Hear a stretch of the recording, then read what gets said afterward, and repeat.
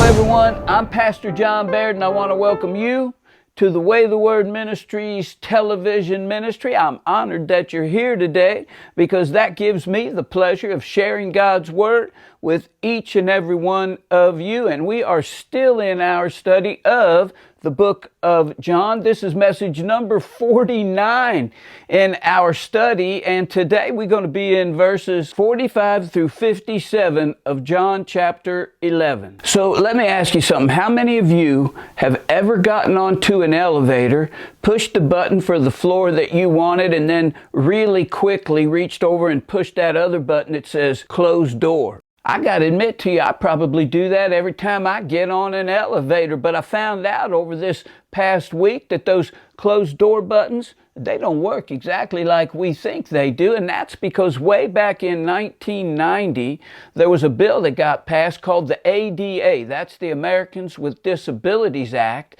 and that act says that the doors on elevators, they have to remain open for a minimum of 3 seconds. And so if you've been working in some office high-rise building for the last 20 years and you've been pushing your floor button and then pushing that close the door button thinking that you're in control of your elevator ride, I hate to burst your bubble, but you're not in control of that elevator ride at all. And so why are those buttons even there? Well, you may also notice a little keyhole on your elevator control panel. If that building ever catches on fire and the firemen have to come in, they put a key in there and turn it, and then that closed door button, it's going to work immediately when they push it. And so again, you're not in control of your elevator ride, and you'd probably be surprised to know there's a lot of things that you and me think that we're in control of, and we really aren't. Now, the whole idea behind this kind of thing, though, with these closed door buttons, is a thing that's called perceived control. Psychologists say perceived control diminishes stress and promotes well-being. In other words, when you find yourself pressing a non-functional closed door button and later the doors close, you'll probably never notice the delay because a little spurt of happiness will cascade through your brain once you see what you believe is a response to your action. We like to be in control. I've heard of small churches who put up what's called dummy thermostats in different sections, different areas of their church sanctuary, because they figure most people who come in, they sit in the same seats every week, and so they go over to that thermostat and they adjust it to their own comfort level. They figure they're in control of what's going on with the heating or the air conditioning system in their church. What about that battle that probably goes on in most homes across America every evening for possession of the coveted television remote control? Yeah, again, we like to be in control. And in our verses today, we're going to learn about control. And what we're going to learn is that when everything is said and done, God is still in control. Not just in control over some things, God is in control of everything. Now, we've been in John chapter 11 for the past few messages, and when we left off last time, we left off right where Jesus had called Lazarus out of the tomb, right? He raised Lazarus from the dead, and the last thing we learned was that a lot of people were coming to believe in Jesus because of that miracle. You would think that everybody would be believing in Jesus after a miracle like that, But some of the Israelites, they were still skeptical. So let's pick it up where we left off the last time. The book of John, chapter 11, verses 45 through 57. Therefore, many of the Jews who had come to visit Mary and had seen what Jesus did believed in him. But some of them went to the Pharisees and told them what Jesus had done.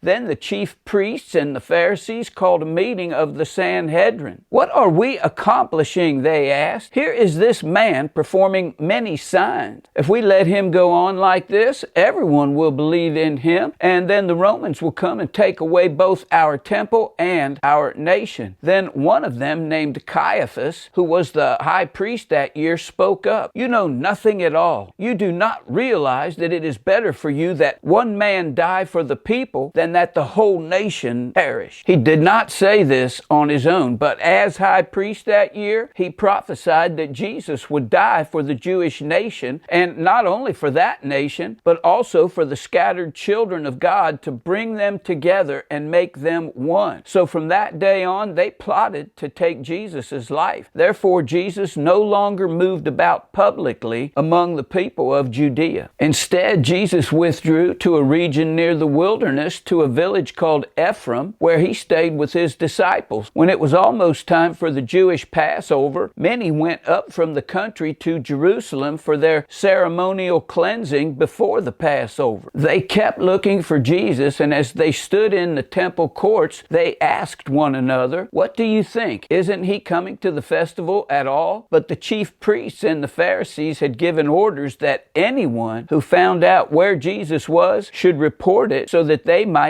arrest him. To me, this is one of the most interesting passages in all of Scripture. And the reason it's so interesting to me is it proves that God can speak through anyone. God can speak through someone, even someone who's not walking in his will, like this high priest Caiaphas. And Caiaphas, he had no idea what was even going on. Now, as we've studied John's narrative, we've seen how Jesus' enemies have tried to oppose him. They're constantly trying to trip him up, constantly trying to get Jesus to incriminate himself. But now since he raised Lazarus from the dead, these guys are really upset. They're considering this to be a crisis. Not just a crisis, but both a political crisis and a religious crisis. And the reason they feel that way is because it was the Roman Empire that was occupying Jerusalem at this time,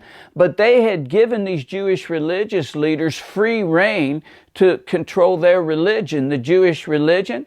And now they feel as though they're going to lose it, because they have been watching their followers one by one convert and start to follow Jesus. And so what we're going to see, what we're going to decipher from our verses today, is that there are three ways people can react to a crisis. And the first way is they can be filled with anxiety. They say, hey, it's out of control. The Sanhedrin, it was made up of 70 Jewish leaders, and it was divided into two parties who never got along. First, there were the Pharisees, and these were the corrupt conservatives, and the other group was the Sadducees, and they were the corrupt liberals, and they argued about everything. Does that sound a little bit familiar to you? Anyway, we know of at least two members of this elite group, Nicodemus and Joseph of Arimathea, who probably believed in Jesus. And I use the word probably simply because I can't judge hearts. I can't judge hearts. You can't judge hearts. Only God can judge hearts. But as far as the rest of the Sanhedrin, as far as the rest of this political/religious group, they were all in the Never Jesus movement. The only thing these two parties did agree on, at least when it came to Jesus, was that Jesus, he had to go. And so they decided they were going to kill Jesus. And so we're looking here at the Sanhedrin, and what we see is a whole lot of leaders within the Sanhedrin are filled with a whole lot of anxiety. They said, this situation is out of control. We got to do something about this Jesus. Otherwise, the Romans are going to come and they're going to destroy our nation. And so they rushed to the worst case scenario. And in our nation today, we have a lot of people like that. They're chronic worriers. When faced with a crisis, they immediately default to the worst case scenario. Personally, I don't like being around people like that. Now, I don't turn my back on people like that if they've got a problem or they've got an issue. I just don't like hanging around with people that are chronic worriers. Now, I'm recording this message in early 2024. And there are a lot of people out there who are saying this nation has never been more divided than it is right now. And what they probably mean is they just have never seen it more divided in their lifetime, because there was that little thing back in the 1800s called the Civil War, which really wasn't very civil. Anyway, that's probably what they're talking about. And I would have to say that right now here in early 2024, if you don't count the Civil War, they're probably right. This is the most divided our nation has ever been. By the way, did you know that more Americans died in the Civil War than in World War I, World War II, the Korean War, and the Vietnam War put together? It's absolutely true. Anyway, anxiety. The Bible has a lot to say about anxiety. The Apostle Paul, he was in a dungeon when he said this in Philippians 4, verses 6 and 7. Be anxious about nothing, but in everything by prayer and supplications, let your requests be made unto God. And the peace of God that transcends all understanding will guard your heart and your minds. And so one way that people might react to a crisis is, number one, through anxiety. They say it's out of control. Everything is out of control. They're chronic worriers, right? And another way that people might react in a crisis is through, number two, arrogance. They say, hey, I'm in control. That was the reaction of the high priest Caiaphas. Now, as I told you earlier, it was the Roman government that was in charge of Jerusalem during this time period. That being said, they had allowed the Israelites to govern their own religion. Nonetheless, it was the Roman authorities that appointed the high priest for these Israelites. In that position, it usually went to the one who gave the Roman authorities the most money.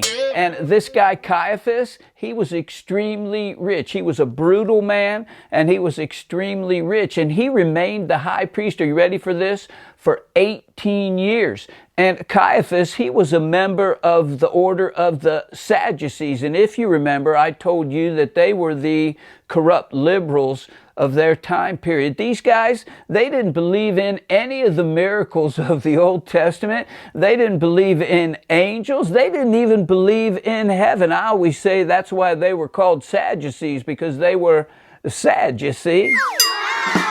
Anyway, the Pharisees hated the Roman invaders, but the Sadducees, like Caiaphas, were partners with them. And so the Sadducees, they adopted all kinds of Roman customs. They even went around dressing like the Romans. And so these guys, the Sadducees, they were sort of like the Jewish mafia. And as the high priest Caiaphas, he was pretty much like the Godfather. And so here they are, half Pharisees, half Sadducees. They're in this group. They're the leaders, and they're arguing about what to do about Jesus. They can't come to any kind of an agreement. And suddenly the high priest, the Godfather, Caiaphas, he raises his hand, and there's total silence because everybody fears Caiaphas. And the first thing Caiaphas does in typical Godfather fashion, he insults his own people. He looks at these 70 guys and he goes, yo, you guys don't know nothing. I know exactly what we're going to do with this Jesus. We're going to kill him because it's better for one man to die than a whole nation out there to perish. I'm going to find somebody on the inside, and I'm going to make them an offer that they can't refuse. And so Caiaphas is an example of a self-centered person who thinks they control their own destiny. And there are a lot of people in our world today who are just like Caiaphas. A problem arises and they right away say, I'll fix it. They consider themselves to be fixers, and usually they don't see any need for God. They don't seek God in prayer before they act. They don't seek God's guidance through the Bible before they act. No, they say, I'm going to jump right on it and I'm going to fix it. I got this whole thing under control. And we see a lot of natural disasters in our world today, and we also see some purposeful disasters like mass shootings. And usually when that happens, as Christians, Christians, we say, well, our thoughts and prayers go out to everyone affected, and if we're in the vicinity, a lot of times we'll put motion to our devotion and we'll help out where we can. But when we say things like that, that we're going to be praying for those people, right, and that we're thinking about those people in our prayers, a lot of people in that secular humanist world, they become enraged by that, and they say things like, where was God when this happened? Or they'll hold up signs that say, thoughts and prayers, they don't stop bullets. But listen, you're not going to solve these kind of problems with things like gun control or any other kind of human solutions, because the problem is all based on our sinful hearts. The heart of the problem is the problem of the heart. Look what Jeremiah said in Jeremiah chapter 17, verse 9. He said, the heart is deceitful above all things, desperately wicked. Who can know it? And there's a widespread humanist movement out there in America today that says, hey, we can solve our own problems. We don't need God. And you might remember a guy by the name of Timothy McVeigh. He was also known as the Oklahoma City bomber. He killed 168 people, and he was sentenced to death for his crime. And right before he was executed, he quoted from the very last stanza of the poem Invictus. It says, it matters not how strait the gate, how charged with punishments the scroll. I am the master of my fate. I am the captain of my soul. But I can guarantee you, the very moment after Timothy McVeigh died, he learned right away that not only was he not in control of his fate, he wasn't in control of his own soul either. Beware of that arrogant attitude that tries to tell you that you can control everything, because that's what number 2, arrogance does. It says, hey, I'm in control. But there's a third way that we can react in a crisis, and this is good news. We can react in assurance. That's where we say, God is in control. And that right there, that should be the reaction to any crisis that we face. God is in control. Listen, assurance is better than insurance. With insurance, what a person is doing is they're betting things are going to go wrong, but they're saying, hey, I'm going to be covered. With assurance, a person knows that no matter what happens, God is in control. And it doesn't matter what the crisis is that comes our way. It doesn't matter how severe it is. God is still in control. God is always in control. It doesn't matter if it's a personal crisis, a national crisis, or a global crisis. Again, God is in control. He is always in control. And we see further proof of this in our verses when we see the Apostle John's explanation of what Caiaphas said about putting Jesus to death. And you'll find Caiaphas's actual statement in verse 50 of our verses, where he said, you do not realize that it is better for you that one man die for the people than that a whole nation perish. Were you ever talking to a group of people and suddenly you say something and you just stop and you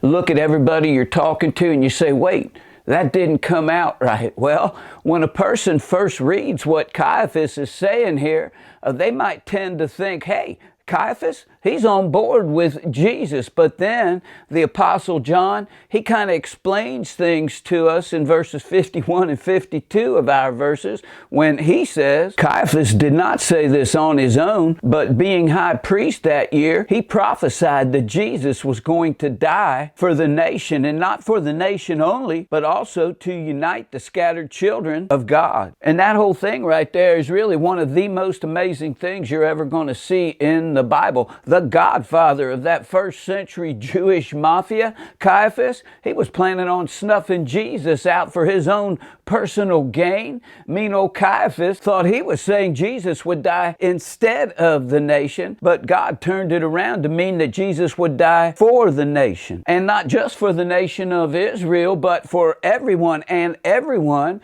who receives Jesus' great sacrifice of love, well, they become part of God's family. What a powerful proof that even though God gives us all free will, God is still always in control. And there are a whole lot of other verses in the Bible that talk about God being in control. Back in the Old Testament, David, he described it this way in the book of 1 Chronicles, chapter 29, verses 11 and 12. Yours, Lord, is the greatness and the power and the glory and the majesty and the splendor, for everything in heaven and earth is yours. Yours, Lord, is the kingdom. You are exalted as head over all. Wealth and honor come from you. You are the ruler of all things. In your hands are strength and power to exalt and give strength to all. And what I want to do today is I want to share with you two areas where God is in control, and a third area where God surrenders control to us. Letter A, God controls creation. God created everything in the universe, and He exercises control over His creation.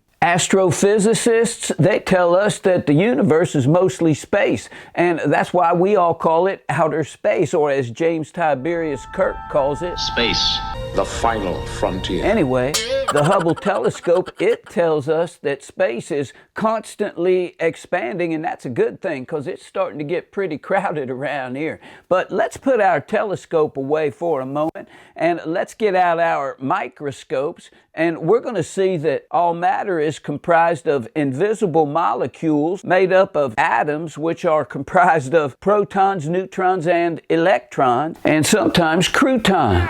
Whoa, hey. I was just trying to see if everybody was awake out there. Anyway, those electrons, they spin around those protons and neutrons. They orbit those protons and neutrons. And what I'm just trying to get everybody to see here is that as intelligent creatures, we can study something as big as the universe or as small as matter. But what scientists out there have never truly answered yet is, what holds it all together? What keeps the Earth from just spinning right off of its orbit? What keeps an atom from just splitting apart naturally? Well, as always, guess what? God has the answer, and you'll find the answer in the book of Colossians chapter 1 verses 16 and 17, where it says, for in Him, and that's Jesus, all things were created, things in heaven and on earth, visible and invisible, whether thrones or powers or rulers or authorities, all things have been created through Him and for Him. He is before all things, and in Him all things hold together. So not only is Jesus the creator of all things, but we're told that in Him all things hold together. And that word phrase there, hold together, in the Greek it's the word synestemi, which means to stick together, to cohere. That means Jesus is the super glue of the universe. He really does have the whole world in His hands. He got the whole wide world in His hands. Jesus, He holds the universe together, and He can hold your life and my life together at the exact same time, because letter A, God controls creation, and letter B, God controls circumstances. I love the story of Joseph in the Old Testament. Joseph, he was hated by his brothers, his own brothers, and he faced all kinds of adversity. He went from a pit to a prison to a palace, but it didn't matter, because the whole time he knew in faith that God was in control of his circumstances. And toward the end of his life, he told his brothers this in the book of Genesis, chapter 50, verse 20. You intended this for harm, but God intended it for good, to bring about the salvation of many people. Look what God said through the prophet Isaiah in the book of Isaiah, chapter 46, verses 9 and 10. He said, I am God and there is no other. I am God, and there is none like me. I make known the end from the beginning, from ancient times what is still to come. I say my purpose will stand, and I will do all that I please. The word coincidence is not in God's vocabulary. What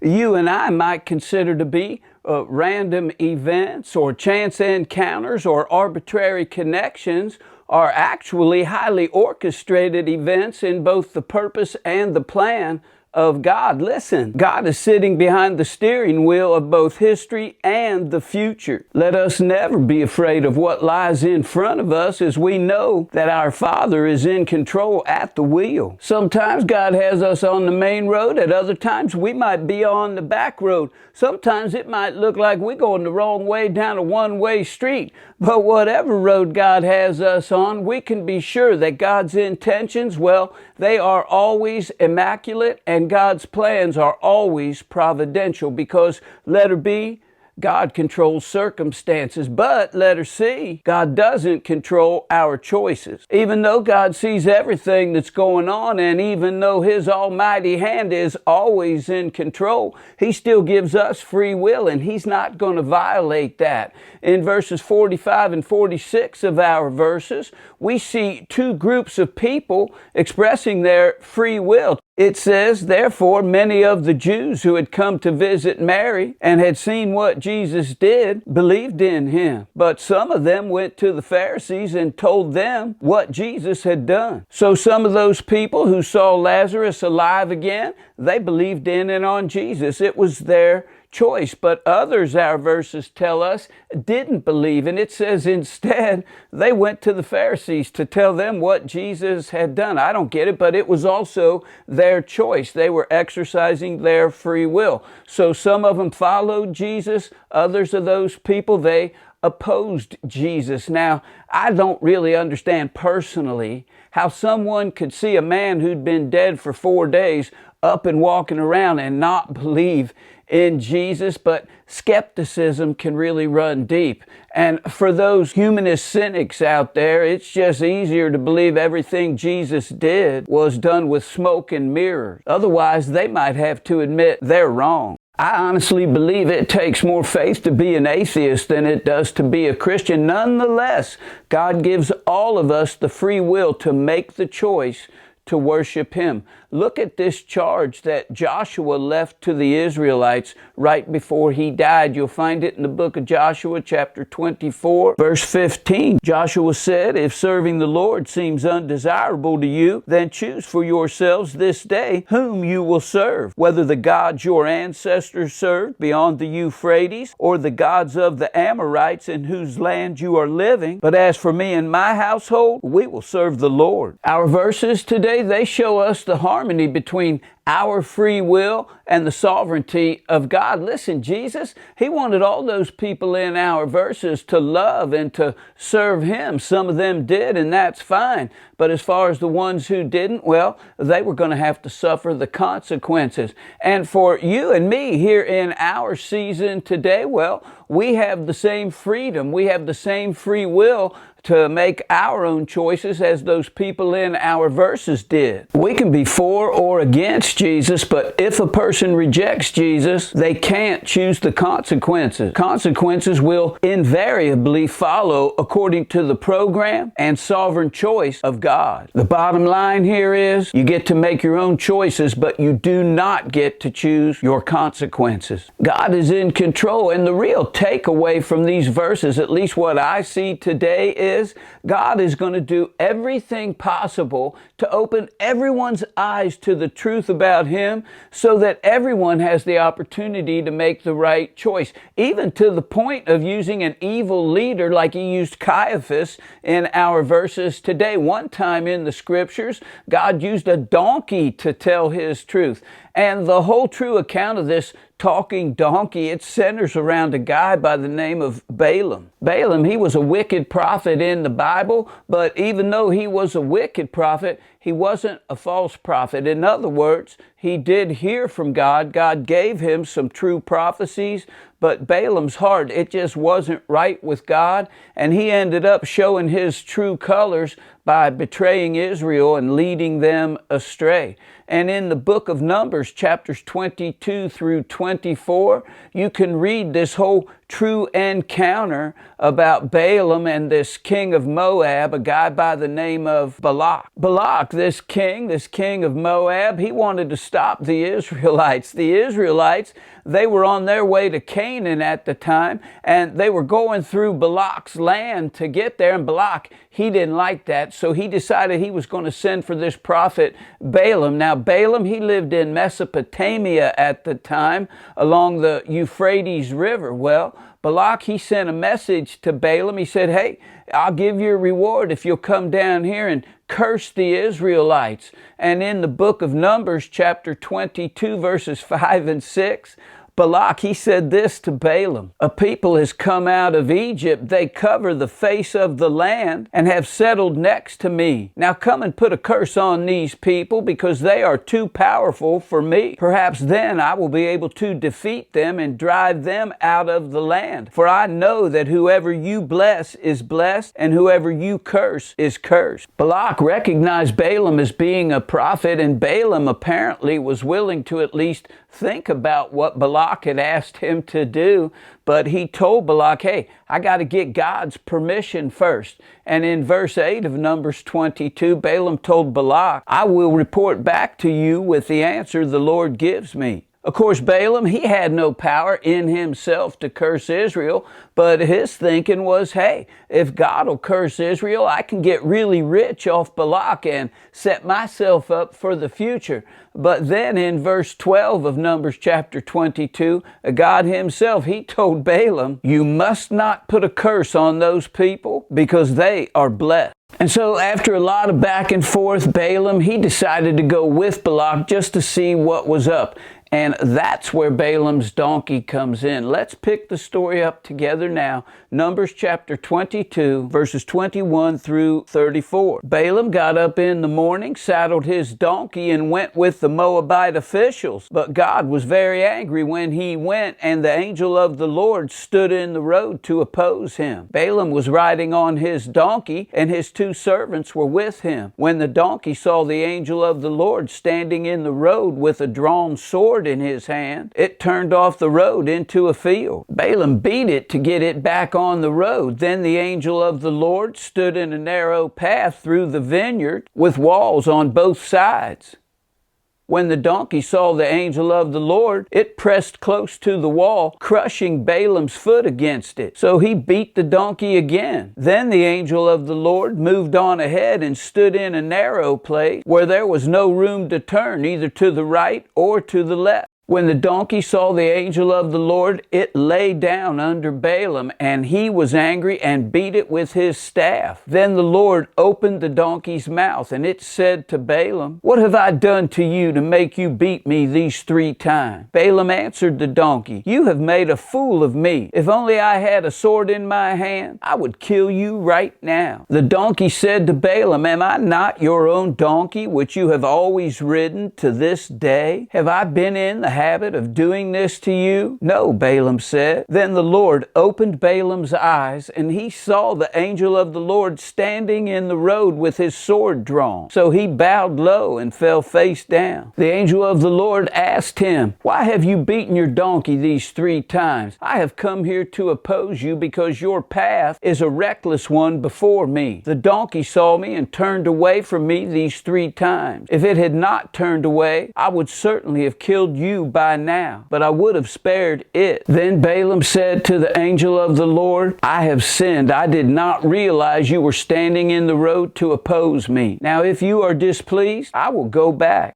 For all intents and purposes, it looked like Balaam was going to make the right choice and trust in God and in God's word, but the flesh caught up with Balaam, and he hatched a scheme whereby he could still get old Balak's reward from him. And what Balaam did was he advised the Moabites on how they could entice and seduce the Israelites using prostitutes and idolatry. Since he figured he couldn't curse the Israelites directly himself, he would cause the Israelites to bring a curse down on themselves. If Balaam's donkey was still talking to him, he'd have said, Balaam, you are bad, Balaam. So Balak, he followed Balaam's advice, and the Israelites, they fell into sin. They ended up committing fornication with the Moabite women, and they ended up worshiping Baal of Peor. And because of that, God, he plagued the Israelites, and 24,000 Israelite men